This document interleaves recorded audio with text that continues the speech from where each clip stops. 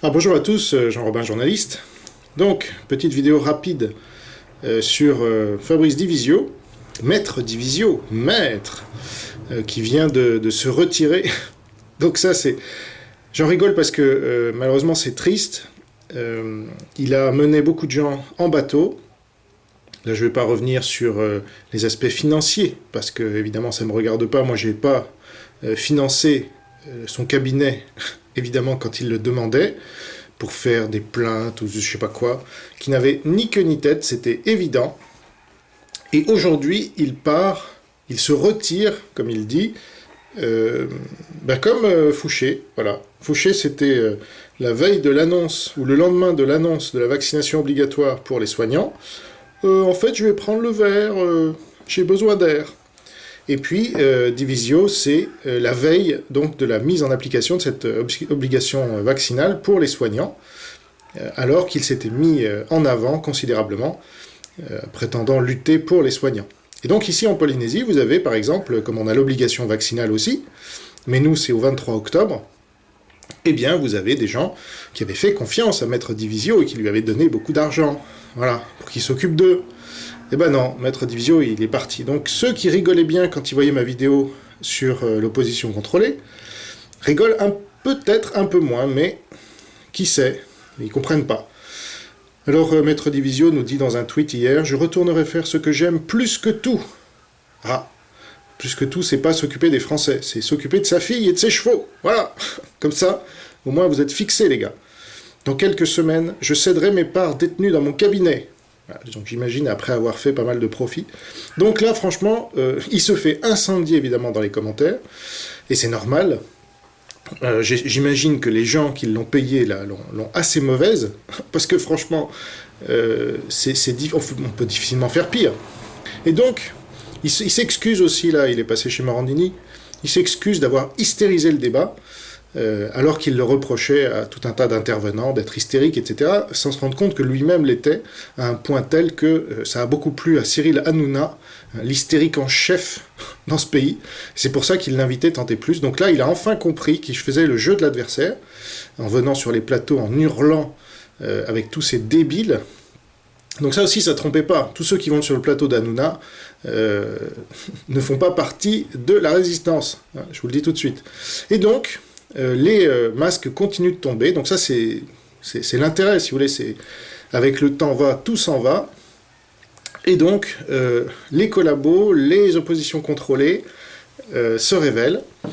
Donc, il faut le prendre avec sérénité et regarder qui l'avait prédit. Hein. Voilà. Et donc, Raoult, je l'ai dit bien avant tout le monde. D'ailleurs, Divisio était son avocat, donc là, on pouvait franchement le deviner. Et donc, les gens sont naïfs, et dès qu'ils voient quelqu'un qui émerge un peu, ils se disent « Ah, ça y est !»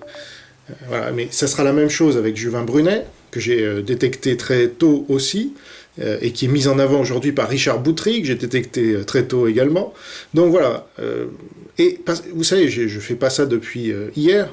Déjà, j'ai été le premier dans les sphères soraliennes à avoir dénoncé Soral. Vous voyez, c'était en 2009. Donc Soral, depuis, il est planqué en Suisse. Voilà, après avoir versé, je ne sais pas combien de dizaines ou de centaines de milliers d'euros aux associations qui lui ont intenté des procès et qui les ont gagnés le plus souvent.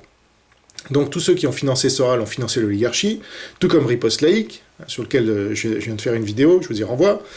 Donc tous ces guignols-là, moi je les connais, je les ai bien démasqués, et ça remonte même, si vous voulez, à Boris Lelay, chez les ultra-racistes là, qui s'étaient barrés au Japon pour échapper à la justice.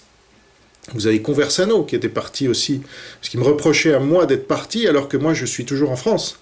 C'est lui qui est parti après ça, en Roumanie je crois, pour monter sa communauté de blancs qu'il n'arrivait pas à monter en France. Donc voilà, je connais tous ces loustiques qui essayent de faire un petit billet au passage et qui ne résistent pas, et c'est bien parce qu'ils perdent toute légitimité, toute crédibilité, mais après avoir fait du dégât. C'est d'ailleurs pour cela qu'ils ont fait ce qu'ils ont fait. C'était pour faire perdre du temps, de l'argent et de l'énergie aux gens trop naïfs ou trop crédules. Et j'espère qu'au moins les gens montent en compétence, parce qu'il faut tirer des leçons de tout ça, et qu'ils reconnaîtront que j'avais été un des seuls à le dire, hein, sur Divisio par exemple. Mais comme sur Raoult, comme sur Juvin Brunet, etc. D'accord ? Donc ça c'est important, quand on a des gens qui se mouillent publiquement, comme c'est mon cas depuis 16 ans, de voir quel est leur bilan. Et chacun peut le voir, le mien. Moi, j'ai toujours lutté contre l'oligarchie. Ma première initiative publique, c'était contre Thierry Ardisson et la télévision publique française, d'accord ? Donc, je n'ai jamais essayé de passer dans les médias. J'en ai été exclu la plupart du temps, malgré tous mes livres, malgré tous mes efforts pour y passer. Oui, j'y suis passé quand même une fois, ce soir ou jamais, parce que c'est quand même important, en termes de légitimité, de montrer qu'on en est capable. Et je pense que je l'ai bien démontré dans cette émission en 2013, mais je n'ai plus jamais été réinvité depuis, et je n'avais jamais été invité avant dans un média national. Voilà. Sauf une fois sur Europe 1, c'est vrai. Et là, je viens d'être invité 2 fois sur Sud Radio. Je ne suis pas là pour vous raconter ma vie, mais voilà, les médias, c'est un marqueur de l'oligarchie. Plus vous y passez, plus vous êtes de l'oligarchie. Donc ceux qui croient encore aujourd'hui à Philippot, hein, qui a aidé Maître Divisio, ceux qui croient encore à Zemmour et qui n'ont pas compris encore que les élections, là aussi, sont un marqueur de l'oligarchie, parce qu'on n'est pas en démocratie. Donc quand on n'est pas en démocratie, pourquoi aller à des élections ? Il faut réfléchir un peu. Donc voilà, moi j'ai dit tout ça, j'ai des critères clairs, c'est pas contre les gens, moi j'aime bien Maître Divisio, j'ai rien contre lui, mais il a mené les Français dans le mur. Donc ça, moi je défends mon peuple. Voilà. Et donc, il faut que le peuple comprenne qui sont ceux qui les défendent et qui sont ceux qui lui nuisent. Et une fois que tout cela est plus clair, eh bien, c'est normal, il y a une légitimité qui se crée et une légitimité qui se perd de l'autre côté. Donc là, Maître Divisio a perdu toute crédibilité, tout comme le docteur Fouché avait perdu toute crédibilité. Qu'on aime ou pas le docteur Fouché, c'est pas la question. Il est parti, il a quitté le navire, et en plus, il a fait des appels au sabotage, des trucs illégaux, comme souvent l'extrême gauche. Donc ça, c'est inacceptable, irresponsable. Il l'a fait sur Radio Courtoisie en plus. Voilà. Franchement, c'est hallucinant. Donc, il se passe beaucoup de choses en ce moment dans notre pays. Tout s'accélère parce que là, on est le 15 septembre et j'en profite pour vraiment soutenir de tout mon cœur les soignants, les pompiers, etc., qui sont soumis à cette obligation vaccinale. Bravo aux courageux qui ont résisté et qui ne se sont pas fait... qui ne sont pas rentrés dans le système, mais ce sont des sacrifices qui sont très durs, parce que c'est ça le principe d'un sacrifice, mais vous ne le regretterez pas à moyen et long terme. Voilà, c'est ce qu'il faut vous dire. Déjà à court terme, vous pouvez vous regarder dans la glace, et à moyen et long terme, vous êtes les résistants dont la France a besoin. D'accord ? Parce que là, le système fait le ménage. Le but de cette obligation vaccinale, c'est notamment de trier entre les gens qui peuvent se soumettre pour X raisons, et il y a aussi des futurs résistants dans ceux qui se sont soumis, attention, mais certains estiment que c'est pas le bon moment ou qu'ils ne peuvent pas se retrouver sous les ponts. Et donc il y a des gens vaccinés parmi les gens qui me soutiennent. Donc je les respecte, et certains participent même à l'opération PCC Dégage, vous voyez. Donc pour être de la résistance, il ne faut pas être non vacciné, hein, évidemment. Vous pouvez très bien être vacciné et y participer. Mais là, en tant que soignant ou pompier ou autre qui étiez soumis, si vous avez résisté, franchement bravo. Franchement, voilà, et déjà vous pensez à vous, donc c'est quand même la moindre des choses, parce qu'il vous pousse là, vraiment à l'extrême. Donc, tenez bon, tout ça s'organise, tout ça s'accélère. Ici en Polynésie, c'est ça, quand on me dit « Oh, toi, t'es parti à 17 000 km ». Oui, mais je suis toujours en France, les amis, et je suis sous la loi française qui, là, va plus loin. La loi ici va plus loin qu'en métropole. Donc, moi, je serais obligé de fermer mon commerce le 23 octobre, en théorie, bien sûr, si je ne suis pas vacciné, et je ne le serai pas. Voilà, moi, je fais aussi des sacrifices, c'est normal.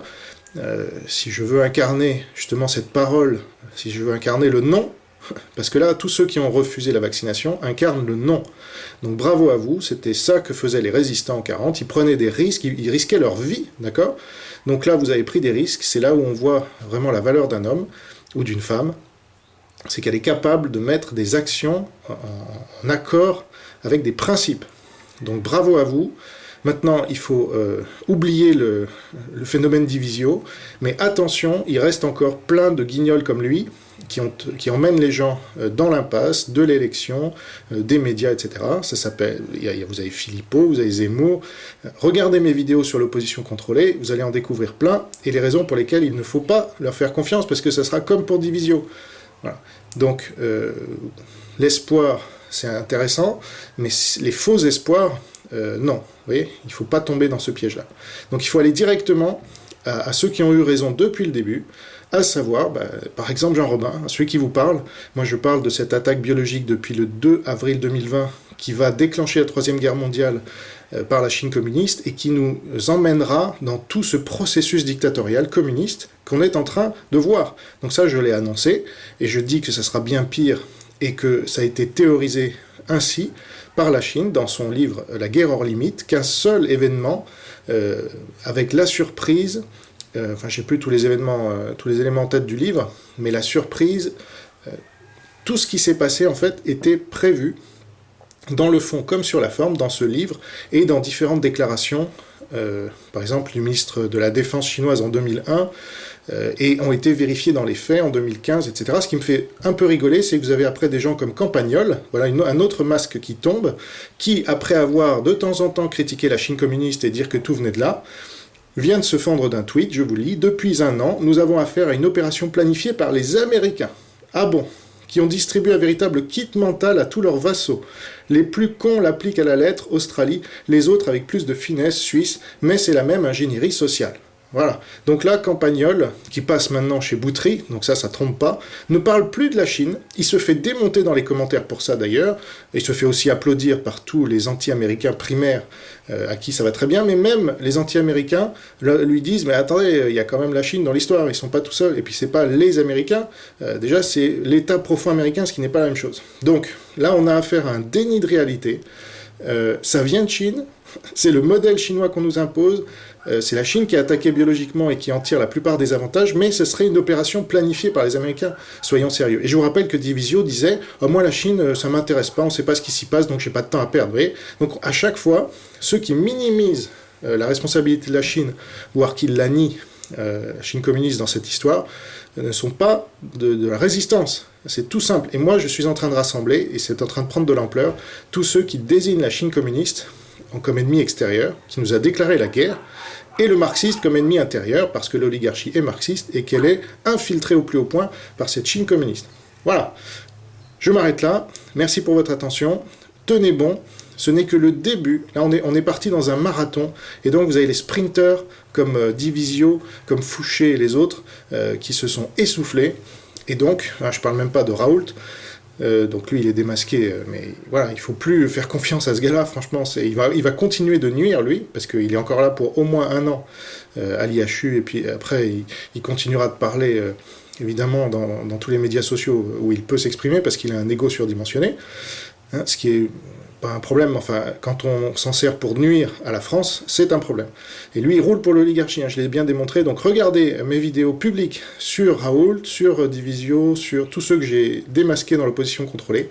Tenez bon, parce que c'est un marathon, et on va finir par gagner, parce que c'est une guerre mondiale, et qu'on n'est pas seul, et qu'il y a beaucoup de gens qui sont dans la même situation que nous, un peu partout dans le monde, et que ça, c'est notre chance. Il faut juste qu'on comprenne qui est l'ennemi, à savoir la Chine communiste et ses alliés, évidemment, de l'État profond américain, voilà, et l'islam, d'accord, contre les musulmans, souvent, ouïghours, par exemple. Donc ça, il faut bien qu'on comprenne, et une fois qu'on désigne l'ennemi, eh bien, on aura les bons alliés et les bons ennemis, si je puis dire. C'est-à-dire qu'on ne se trompera pas de cible et qu'on ne marquera pas des buts contre notre camp. Voilà. Merci pour votre attention. Gardez la foi. Vive le Christ Sauveur et la Nouvelle France libre.